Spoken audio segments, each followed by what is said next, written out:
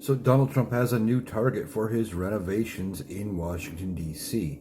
Not happy with just tearing down the East Wing that he didn't need to do, that he chose to do, um, when he could have built this ballroom that we didn't need next to the White House with a connecting walkway.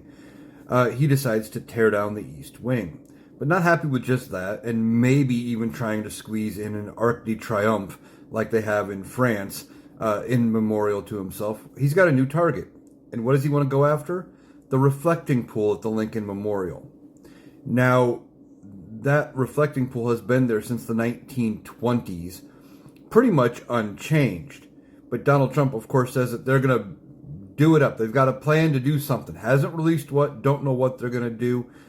More than likely, he's going to screw it up because look at everything he's done so far when it comes to renovations. They tore out the iconic Rose Garden, paved it over, made a gaudy patio, put in an unnecessary walk of presidents or walk of fame for historic presidents when there's only been 45 people to ever hold the office.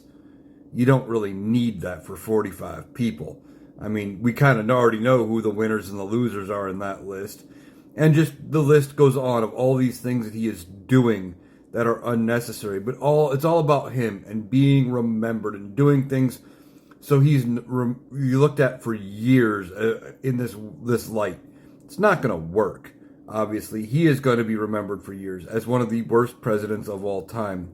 He's going to go down in infamy for all of the horrific things he does. And it's going to take a lot of time and a lot of money to put things correct that he has screwed up.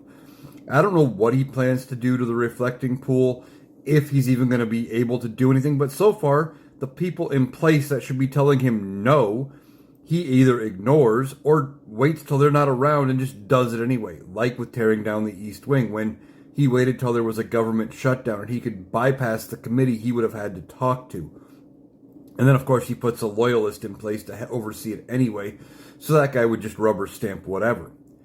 This is ridiculous by Donald Trump. He has new targets for renovations that we don't need to deal with, all because he wants to have himself remembered for all time.